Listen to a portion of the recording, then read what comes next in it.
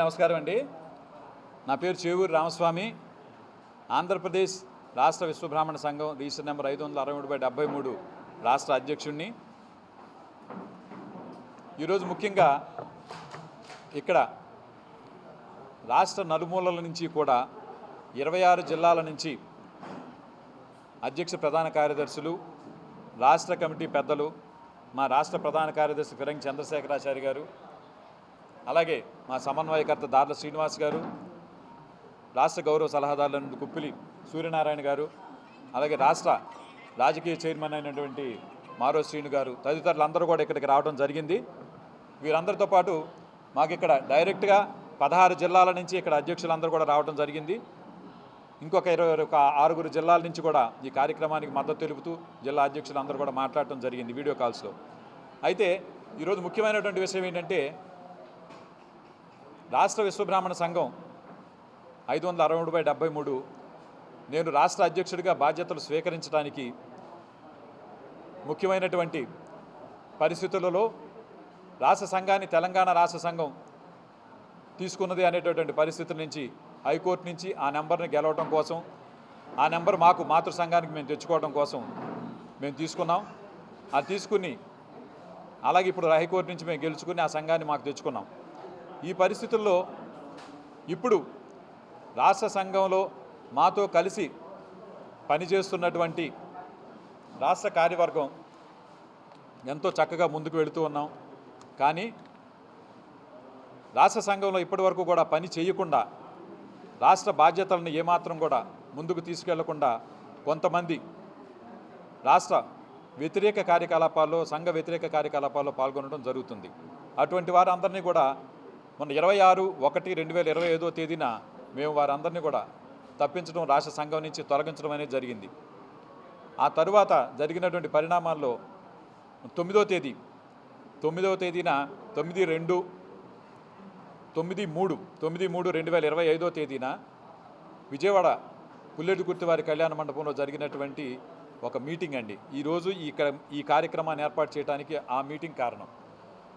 So meeting ఏంటంటే, రాష్ట్ర విశ్వబ్రాహ్మణ సంఘంలో తొలగించబడినటువంటి అలాగే మాజీ వ్యక్తులు కొంతమంది కలిసి అక్కడ ఒక మీటింగ్ ఏర్పాటు చేసుకుని రాష్ట్ర సంఘాన్ని, రాష్ట్ర కమిటీని పూర్తిగా రద్దుపరుస్తున్నామంటూ రాష్ట్ర అధ్యక్షుడిని బహిష్కరిస్తున్నామని చెప్పేసి చెప్తూ కొన్ని నిర్ణయాలు తీసుకుంటూ, అలాగే వారు ఎన్నికలకు వెళుతున్నామని, ఎన్నికల కోడ్ అని, అలాగే ఎన్నికల సంఘానికి ఒక అధ్యక్షుడని, ఆహ్వాన సంఘానికి అధ్యక్షుడని కొన్ని వారు తీర్మానాలు చేయటం అనేది జరిగింది.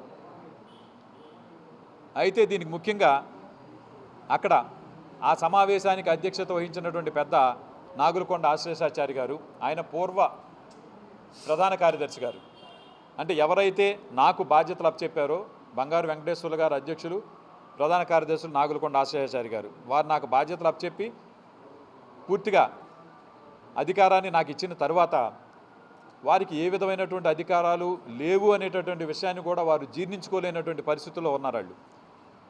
అటువంటి స్థితిలో 9వ తేదీ జరిగినటువంటి కార్యక్రమానికి వారు అధ్యక్షత వహించడం జరిగింది. అలాగని ఇందాక నేను చెప్పినటువంటివన్నీ తీర్మానాలు అని చెప్పేసి పాస్ చేయడం కూడా నేనే చేస్తున్నానని ఆశీషాచారి గారు చేయడం జరిగింది. ఆ కార్యక్రమంలో ముఖ్యంగా మా రాష్ట్ర సంఘం నుంచి ఏ పని చేయటం లేదని మేము బహిష్కరించినటువంటి, తొలగించినటువంటి ప్రధాన కార్యదర్శి గోకవరపు శ్రీను గారు, మరియు రాష్ట్ర సంఘంలో ఉపాధ్యక్షులు అని చెప్పుకుంటూ ఏ కార్యక్రమాలు చేయకుండా కేవలం ఇలాంటి విషయాలకు మాత్రమే వస్తూ ఉన్నటువంటి గురజాడ ఆనంద్ కుమార్ గారు, అలాగే రాష్ట్ర సంఘానికి ఏ విధంగా పని చేయనటువంటి, ఎన్నో సమస్యలను అప్పచెప్పినటువంటికి పని చేయకుండా ఉన్నటువంటి క్రమశిక్షణా కమిటీ చైర్మన్ అయినటువంటి మేడపి వెంకటప్రసాద్ గారు, వీరు ఆ కార్యక్రమాన్ని ఏర్పాటు చేయటం, అలాగే మేము బహిష్కరించినటువంటి నెల్లూరు జిల్లా అధ్యక్షుడైన కాదన వెంకటశేషయ్య గారు, అలాగే సంఘానికి ఏమాత్రం ఒక కమిటీ వేసుకోకుండా పని చేయకుండా ఉన్నటువంటి విశాఖపట్నం జిల్లాకి అధ్యక్షులుగా నియమించబడిన నాగులకొండ సూర్యాచారి గారు, సమయం అయిపోయినప్పటికీ కూడా సంఘాన్ని పట్టుకుని అదే రకంగా వేలాడుతూ సంఘం నుంచి పని చేయకుండా ఉన్నటువంటి విజయనగరం జిల్లా అధ్యక్షుడు కిల్లంపల్లి ఆచార్య గారు కానీ,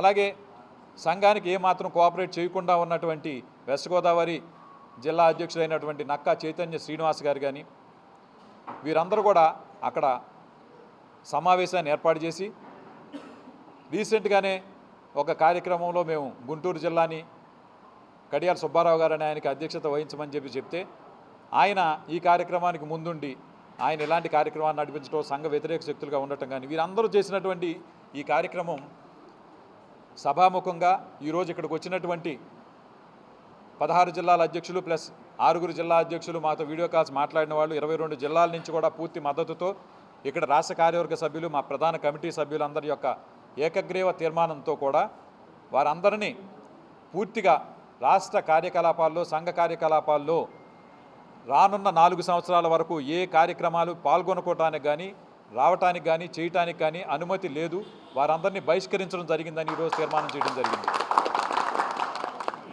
అలాగే వారు ఏదైతే ఎలక్షన్ పెడతామని ఎలక్షన్ కోడ్ అని ఏదో చేస్తామని చెప్పేసి ఆ రోజు చేసినటువంటి తీర్మానాలు కమిటీ రద్దని చెప్పేసి ఈ రకంగా చేసుకున్నటువంటి తీర్మానాలు ఏవి చెల్లవని చెప్పేసి వాటన్నిటికీ కూడా చేయటానికి వారికి ఏ విధమైనటువంటి అధికారం లేదని వారు చెప్పినటువంటి విషయాలని చెల్లవని రాష్ట్ర ప్రజలందరికీ నా సంఘ ప్రజలందరికీ కూడా నేను తెలియజేసుకుంటూ ఎవరూ కూడా ఈ విషయాల గురించి టెన్షన్ పడకుండా మీ కార్యక్రమాలు మీరు చేసుకోవాలని చెప్పేసి నేను మీకు సభాముఖంగా మనందరి పెద్దలు అందరి జిల్లా ప్రముఖుల పరంగా కూడా మీ అందరికీ కూడా తెలియజేసుకుంటూ ఉన్నాను. నేను తర్వాత ఒక్కటండి, ఇది ముఖ్యమైన ఉద్దేశం, ఇంకా మీ పత్రికా మిత్రుల ద్వారా ఒక్క విషయం మేము తీసుకెళ్లాలనుకున్నది ప్రభుత్వం దృష్టికి తీసుకెళ్లాల్సినటువంటి విషయం. మాకు స్వర్ణకారులు, వడ్రంగులు, కంచరము, కమ్మరము, అలాగే శిల్పము అనే వృత్తులు 5 వృత్తులు కలిపితే విశ్వబ్రాహ్మణ సంఘం అండి. అలాగే పురోహితులు కూడా మాలో ఉన్నారు, రకరకాలుగా ఉన్నప్పటికీ ఈ వృత్తులన్నీ చేసుకునే వాళ్ళందరూ కూడా కలిపి విశ్వబ్రాహ్మణ సంఘం. కానీ పోయిన ప్రభుత్వం కానీ ఈ ప్రభుత్వం కానీ మమ్మల్ని కేవలం విశ్వబ్రాహ్మణులు అని చెప్పేసి అని అంటే కేవలం స్వర్ణకారులు మాత్రమే విశ్వబ్రాహ్మణులు అనేటటువంటి దృష్టితో చూస్తూ ఉంది. ఇది మాకు దురదృష్టకరం. ఎందుకనంటే ఆ స్వర్ణకారులు అని చెప్పేసి వాళ్ళ జనాభా వరకు మాత్రమే తీసుకుని 7,92,000 ఉన్నారని పోయిన ప్రభుత్వం చెప్పింది. మొన్న జరిగినటువంటి ఒక మీటింగ్లో మేము వెళ్ళినటువంటి మీటింగ్లో కూడా బీసీ కమిషనర్తో మాట్లాడినప్పుడు వాళ్ళు కూడా మాకు ఇదే లెక్క చెప్పారు. అంటే కేవలం స్వర్ణకారులు మాత్రమే లెక్కేసుకుంటున్నారండి. అలా లెక్కేయటం వల్ల ఏమవుతుందంటే మాకు వచ్చేటటువంటి ఫలాలు మాకు అందట్లేదు, మమ్మల్ని బి కేటగిరీలో పెట్టి అన్ని రకాలు కూడా మాకు అందాల్సినటువంటి ఫలాలు మాకు అందకుండా జరిగే పరిస్థితి జరుగుతుంది. అయితే ఇప్పటివరకు కూడా ప్రభుత్వానికి మేము అడిగేది ఒకటే, మీరు కులగణన అనేది తప్పకుండా చేయవలసినటువంటి అవసరం ఉంది. ఎందుకంటే మీరు ఆ ప్రక్రియని చేపట్టి కూడా మీరు ఆపారు. ఇప్పుడు పక్కన ఉన్నటువంటి తెలంగాణ రాష్ట్రంలో మాకు ఈ 5 కులాలని 5 వృత్తులు ఏవైతే ఉన్నాయో 5 వృత్తుల్ని కూడా 5 కులాలుగా చూపించి వేరే వేరే నెంబర్లు ఇచ్చారు. విశ్వబ్రాహ్మణ అనేటటువంటి కుల నామధేయాన్ని పక్కన పెట్టి 5 వృత్తులను కూడా 5 నెంబర్లు ఇచ్చేసి వేరే వేరేగా చేశారు. దయచేసి నేను ప్రభుత్వానికి విన్నవించేది ఏంటంటే మేమందరం ఒకటి. ఎందుకంటే ఒక తల్లి బిడ్డలాగా ఈ 5 వేళ్లలాగా చేతికి 5 వేళ్లలాగా మేమందరం కలిసి ఉన్నాం. మేమందరం కలిపితేనే విశ్వబ్రాహ్మణులం. కాబట్టి మమ్మల్ని అందరినీ ఒకటిగా చూడండి. ఈ రోజున కార్పొరేటీకరణ జరిగినటువంటి సందర్భంలో కేవలం వీళ్ళందరూ కూడా రెక్కాడితే కానీ డొక్కాడినటువంటి పరిస్థితి అండి. మా కులంలో ఉన్నటువంటి వృత్తులు చేసుకునేవాళ్ళు ఈ కార్పొరేట్ సెక్టర్స్ వచ్చిన తర్వాత అందరూ వృత్తులు పోయి రోడ్ల మీదకి వచ్చిన పరిస్థితి. ప్రస్తుతం ఉన్నటువంటి మన ముఖ్యమంత్రి వర్యుల వారు మాకు మాట ఇచ్చారు. వారిని ఎందుకనంటే వారు ఎలక్షన్లో డెఫినెట్గా గెలుస్తారనే ఉద్దేశంతో ఆయనకు సపోర్ట్ చేసి మేము ఎలక్షన్ ముందు కూడా వారి మీటింగ్లో మేము కలవటం జరిగింది. ఆయన డైరెక్ట్గా ఆ రోజు కూడా మాకు మాట ఇచ్చారు. ఆ మాట ప్రకారం స్వర్ణకార కార్పొరేషన్ మాకు ఏర్పాటు చేస్తున్నారు. అయితే మేము ఆయన విన్నవించుకునేది ఏంటంటే ఆ స్వర్ణకార కార్పొరేషన్కి దయచేసి మా విశ్వబ్రాహ్మణులకు మాత్రమే చైర్మన్గా అప్పచెప్పాలని చెప్పేసి నేను కోరుకుంటా ఉన్నాను. అలాగే ఇంతవరకు కూడా మా విశ్వబ్రాహ్మణ కార్పొరేషన్కి ఒక చైర్మన్ అనేది నియమించడం జరగలేదు. దయచేసి మీరు చైర్మన్ని నియమించండి. మా కులగణన ప్రకారం మమ్మల్ని బి కేటగిరీలో కాకుండా మమ్మల్ని ఏ కేటగిరీలో పెట్టి మాకు తగినటువంటి నిధులు ఇచ్చి మా జాతులు అన్నీ కూడా ఈ రకంగా వృత్తులు కోల్పోయి రోడ్డు మీద పడినటువంటి మా పంచవృత్తులు మా పురోహితులు వీళ్ళందరినీ కూడా మీరు దయచేసి ఆదుకుంటారని చెప్పేసి మిమ్మల్ని కోరుకుంటూ మాకు రాజ్యాంగం నుంచి మాకు రాష్ట్రం నుంచి కూడా అలా మేము వచ్చి అసెంబ్లీలో మాట్లాడే అవకాశం మాకు ఇప్పిస్తానని మీరు చెప్పారు. ఒక ఎమ్మెల్సీ పదవి మాకు ఇస్తానని చెప్పేసి చెప్పున్నారు మీరు. దయచేసి మీరు మాకు ఆ ఎమ్మెల్సీ పదవిని ఇచ్చి మా సమస్యల గురించి మేము అసెంబ్లీలో చెప్పుకునేటటువంటి అవకాశం మీరు ఇస్తారని చెప్పేసి మరీ వేడుకుంటూ సెలవు తీసుకుంటా ఉన్నాం. థ్యాంక్ యూ అండి. Thank you very much. అయ్యా ఒక్క విషయం ఇంకొకటి ఏంటంటే ముఖ్యంగా మేము చెప్పుకునేది రాష్ట్ర ప్రభుత్వం వారు చేస్తున్నటువంటి అనేక కార్యక్రమాల్లో మీరు దేవాలయ కమిటీలకు సంబంధించి మీరు దేవాలయాల్ని నమ్ముకుని బ్రతుకుతున్నటువంటి బ్రాహ్మణులకి ఒక 2 ఇచ్చారు నామినేటెడ్ పదవులు. అలాగే నమ్ముకుని బ్రతుకుతున్నటువంటి మన నాయి బ్రాహ్మణులకు కూడా ఒక పదవి ఇచ్చారు. చాలా సంతోషం.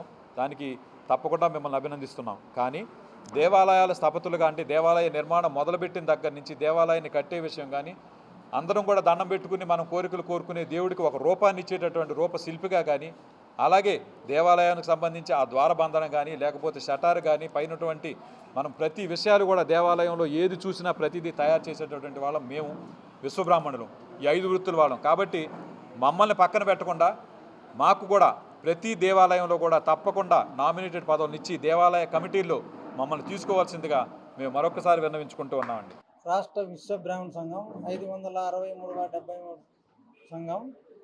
నా పేరు చంద్రశేఖరాచార్య, ప్రధాన కార్యదర్శి. నిన్న 9వ తేదీ జరిగిన మీటింగు అంతా మాజీలు కలిసి పదవులు పోయిన వాళ్ళందరూ పదవులు పోతే వాళ్ళకి మతి పోయినట్లు మీటింగ్ పెట్టినారు. వాళ్ళు మాట్లాడే మాటలు ఎట్లున్నాయంటే అధ్యక్షుడిని సస్పెండ్ చేస్తారంట. అధ్యక్షుడిని సస్పెండ్ చేసిన తర్వాత ఆయన 4 ఏళ్ళ వరకు ఎలక్షన్లలో పాల్గొనలేదంట. ఈరోజు చెప్తాను మీకు, రామస్వామి చెప్పు నిలబెట్టి గెలిపిస్తాం. అయినా గురుజాల ఆనందరావు చెప్తాను, నువ్వు ఈరోజు నీకు చెప్పినది ఒకటే, నువ్వు నిన్న ఏం చేసినావు, ఎన్నికల కోడ్ నోటీస్ ఇచ్చినావు. ఈ మీటింగ్కి ఎవరైనా పోతే జిల్లా అధ్యక్షులుగా చర్య తీసుకుంటాను. 26 జిల్లాలో ఉండే ప్రధాన కార్యదర్శులు ఉందా కానీ అధ్యక్షుల మధ్య నువ్వు చర్య తీసుకుంటే ఒక్కరికి తీసుకుంటే కూడా నీ తాట తీస్తామని చెప్పి నీకు సమావేశంగా తెలియజేసుకుంటాను. ఇదే విధంగా మీరు మటుకు అనవసరమైన మాటలు మాట్లాడి శ్రీనుకు చెప్తాను, శ్రీను నువ్వు నీ జాగిరి కాదు, ఎలక్షన్కు రావడం అనేది మీ సొంత హక్కు కాదు. రాష్ట్రంలో 26 జిల్లాలందరినీ కలుపుకొని కూర్చోబెట్టి మాట్లాడితేనే నువ్వు ఎలక్షన్లకు పోవాలా, లేదంటే నువ్వు ఎలక్షన్లకు వేయలేదు. అనవసరమైన మాటలు మానుకొని ఉంటే చాలా మంచిదని తెలియజేసుకుంటాను. నీ స్వార్థానికో నా స్వార్థానికో ఇక్కడ నచ్చకపోతే ఇంకో చోట సంఘం పెట్టుకుంటాం, ఇంకో చోట సంఘం పెట్టుకుంటాం. అది కాదు సంఘం అంటే. అది మీకు సంఘం ఏమో, అది ఈయనకి కాదు. రామస్వామి గారు అంటే సంఘానికి ఆయనే శరణం, ఆయనే రక్ష. ఆ విషయం మా అందరికీ తెలుసు. రామస్వామి గారు చేసే సేవలు నువ్వు కళ్ళతో చూసావు, ఆయన నీకు కెట్టలేదు, నువ్వు చేయనవ్వో, ఆయన చేతుల్లో నువ్వు చేయనవ్వో. శ్రీను నిన్ను అడుగుతున్నాను శ్రీను, కళ్ళజోడు మార్చు అన్నయ్య అన్నావు. రీసెంట్గా మొన్నే మార్చా కళ్ళజోడు, ఇదిగో కొత్త కళ్ళజోడు, ఇది నాకు శత్రువు ఉంది, కళ్ళజోడు మార్చా. క్లియర్గా చూసా, నేను చాలా క్లియర్గా చూసా అని నేను చూసే పెట్టా. ఏమన్నా నువ్వు కొంచెం మార్చుకో అన్నా అని చెప్పావు. ఇంకో పెద్ద మనిషి అంటాడు లెక్కల మాస్టర్ అన్నాడు. నేను లెక్కల మాస్టర్ని, నా దగ్గర బయలా ఉంది, ఇచ్చిన జీవాలు ఉన్నాయి, నేను లెక్కల మాస్టర్ని. ఇగో దా బయలా చూపిస్తాను, లెక్కలు చూపిస్తాను నీకు. దా ఎంతమంది ఫోన్ చేశారో, ఎన్ని క్లాసులు తీసారో అడిగావు కదా నువ్వు పెద్ద మనిషి. దా చూపిస్తాను కదా, ఇంటికి రమ్మంటావా? సంఘాన్ని పాడు చేయకండి, సంఘాన్ని పాడు చేయొద్దు. చేత కాకపోతే పక్కన కూర్చోండి. ఇంకొక నాయకుడు వచ్చాట, ఆహ్వాన కమిటీ అట, ఎలక్షన్ బహిష్కరిస్తున్నాం మమ్మల్ని. విశ్వబ్రాహ్మణ సంఘం రామస్వామి ఆధ్వర్యంలో 573 రిజిస్ట్రేషన్ నెంబర్ ఉన్న రామస్వామి అధ్యక్షతన ప్రధాన కార్యదర్శి గారు మా పెద్దలందరి సమక్షంలో ఈ ఎలక్షన్ బహిష్కరిస్తున్నాం. అర్థం చేసుకోండి, ఇప్పటికైనా మారండి, సైలెంట్గా కూర్చోండి. మీకు చేత కాకపోతే సైలెంట్గా కూర్చోండి, చేసేవాళ్ళు చేయమండి. మన జాతి బాగా నోట్ చేసుకున్న పాయింట్ ఇది. తులసివనం అంటే అందమైన తులసివనం. అక్కడ తులసిని కోసి స్వామివారి దండేస్తాం మనం. పొరపాటును మొలితే గంజాయి మొక్కలు, అందులో 4-5. ఆ గంజాయి మొక్కలు పట్టుకోడానికి పోలీసులు వస్తారు. ఈ తులసివనం తొక్కుంటూ పోతారు దాన్ని లాక్కురానికి. అది మన పరిస్థితి. ఆ 4 మొక్కలు 5 మొక్కలు 10 మొక్కలు ఉన్నాయి, పేర్లు చెప్పకుండా 10 మొక్కలు ఉన్నాయి. 10 మొక్కల్ని పీకి పెట్టేద్దాం, చక్కగా తోట పెంచుకుందాం. ఇంకొక డైలాగ్ ఏంటంటే చాలా అంటే చెప్తున్నాను, చెప్పాలి, వాళ్ళకి అర్థం అవ్వాలి, అందుకే చెప్తున్నాను. ఆడవాళ్ళు కానీ మగవాళ్ళు కానీ మార్కెట్కి కూరగా కొంటాం, కేజీ వంకాయలు ఏరి కొంటాం, ఏరి కొంటాం వంకాయలు. ఒక్క వంకాయ పుచ్చిపోతుంది, అందులో మనకు తిరిగి పుచ్చినట్టు. ఆ వంకాయని బయటపడేస్తే కూర బాగుంటుంది, ఆ వంకాయ కూరలు ఎత్తే కూర పడైపోతుంది. మరిన్ని వీడియోస్ కోసం ఛానల్ ని సబ్స్క్రైబ్ చేయండి. లేటెస్ట్ అప్డేట్స్ కోసం వాట్సాప్ ఛానల్ ని ఫాలో అవ్వండి. ఆ లింక్ డిస్క్రిప్షన్ లో ఉంది.